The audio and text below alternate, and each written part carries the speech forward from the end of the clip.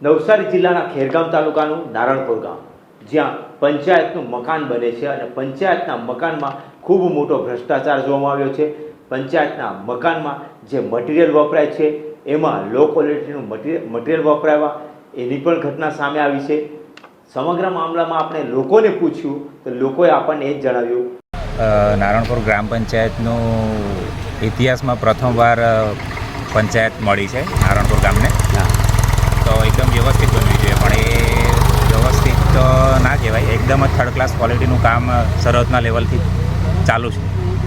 આ પ્રથમ સ્લેબ બાંધ્યા પહેલાં અમે તાલુકા લેવલે આની રજૂઆત કરેલી હતી, મૌખિક રજૂઆત કરેલી હતી TDO સાહેબશ્રીને અને મનરેગાના જે કામ છે એના સુપરવાઇઝરશ્રીને. તો એ લોકોએ કીધું હતું કે કોન્ટ્રાક્ટરને સ્ટ્રિક્ટલી અમે વોર્નિંગ આપીએ છીએ કે આ બાંધકામ સારી રીતે બને, પરંતુ એ પછી પણ જે બીજો સ્લેબ ભરાઈ ગયો તો પણ બાંધકામ એ જ હલકી કક્ષાનું. કોન્ટ્રાક્ટરને મૌખિક તમે જાણ કરેલી કે? હા, એ મૌખિક તો એને કીધું હતું. તો એ અમે ગ્રામજનો એને મળવા માંગતા હતા, તો એ કહેતા હતા કે હું એ સમય દરમિયાન સૌરાષ્ટ્ર લગ્ન માટે આવ્યા છે. પછી કીધું હતું કે હું 5 દિવસમાં આવી જઈશ. પછી પાછી અમે 5 દિવસથી એને પાછા ફોન કર્યા તો કે છે હજુ હું ગામમાં જ છું, હજુ આવ્યો નથી. એટલે કે ગ્રામજનોને મળવા માંગતા નથી અને આનાકાની કરીને આ કામ કરવા માંગે. મકાનનું કામકાજ પ્રોપર બનાવવામાં આવ્યું જ નથી ને? આવ્યું જ નથી, એકદમ જ થર્ડ ક્લાસ ક્વોલિટીનું. ગામના આટે છે પંચાયત, અને ગામ લોકોને એક ફાયદો બી રહે, પણ આ જર્જરિત મકાન બનાવે તો આપણા માટે નુકસાનકારક છે. કે ગમે ત્યારે કદાચ ભૂકંપ આવ્યું કે આમ તેમ થયું ને 5-10 માણસ અંદર બેઠેલા હોય અને તૂટી પડ્યું તો માણસને ગંભીર ઈજા થાય. અને આ ખરેખર બધાએ સાવચેતી રાખવી જોઈએ ગામ લોકોએ, અને ગામના સરપંચ હોય કે સભ્યોએ બધાએ તજવીજ રાખવી જોઈએ. સરપંચ આવ્યા કે નહીં આવ્યા? સરપંચને આને ફોન કર્યો પણ આવ્યા નથી. અને ગામના લોકોએ એવા પણ આરોપ લગાવ્યા કે ગત તારીખ 3/6/2024ના રોજ TDOને લેખિતમાં ગામ દ્વારા કમ્પ્લેન કરવામાં આવી અને કહેવામાં આવ્યું કે નારણપુર ગામની જે પંચાયતનું બાંધકામ થાય છે એમાં ખૂબ જ મોટા પાયે ભ્રષ્ટાચાર થાય છે. એમાં લો ક્વોલિટીનું મટીરિયલ વપરાય છે, એમાં જે સળિયા વાપરવા જોઈતા હતા, જે ગેજના સળિયા વાપરવા જોઈતા હતા, જે ગ્રેડની સિમેન્ટ વાપરવી જોઈતી હતી, જે પ્રકારની રેતી વાપરવી જોઈતી હતી, એ કોઈ પણ રેતી વાપરવામાં આવતી નથી.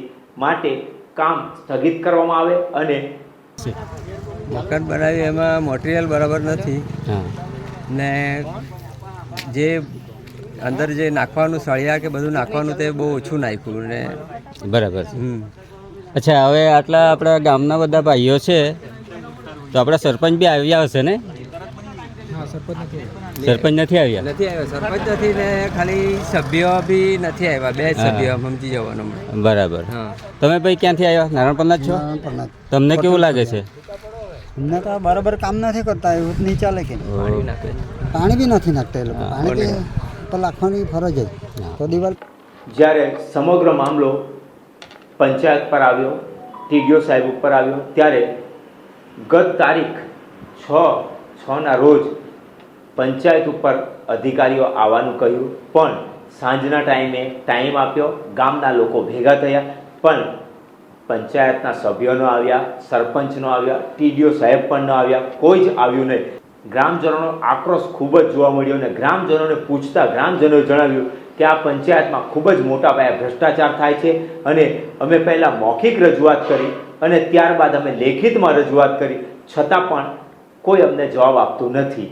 અને વહેલી તકે આ પંચાયતનું બાંધકામ બંધ થાય અને આવી પંચાયત અમને નથી જોઈતી, એવા પણ ગામના લોકોનો આક્રોશ છે.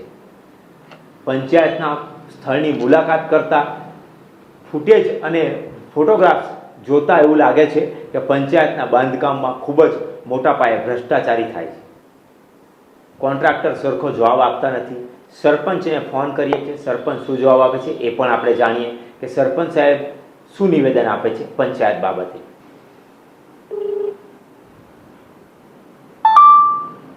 હેલો. હા, કોકિલાબેન બોલો? નારણપુરના સરપંચ સાહેબ. હા બેન, જીજે દેશી ન્યૂઝ અને ગુજરાતો વોઇસ ઓફ ગુજરાતમાંથી બોલું છું.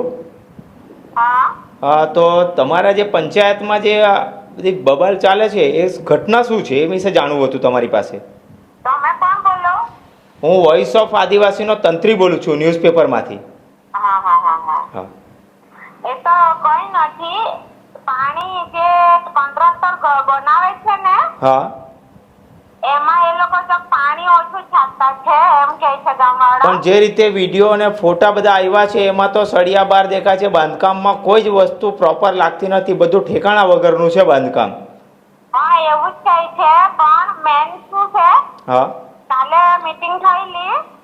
હા, કાલે બેઠા હતા પૂર્વેશભાઈ ને એ લોકો આવેલા. હા. તો કોઈ ની લેબોરેટરી કરીએ ને પછી કામકાજ ચાલુ કરીએ. તો મીટિંગમાં કોણ કોણ હતું કાલે? ગામવાળા. ગામવાળા. પણ એ લોકો તો એમ કહે છે મને કે સરપંચ બી નથી આવ્યા, સભ્ય બી નથી આવ્યા, ટીડીઓ સાહેબે કીધું એ પણ નથી આવ્યા. ના રે, કોણ બોલે છે? ગયેલા ને હું તો કાલે તો. એવું છે? ગયેલા? હા, પણ ગયેલા જ ને. ઓકે.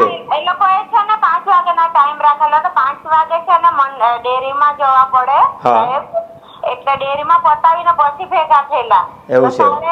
રાત્રે 8:30 વાગ્યા પછી ઘરે આવ્યા. 8:30 વાગ્યા પછી? એટલે તમે 7 વાગ્યા પછી ભેગા થયા બધા? હા, 7 વાગે.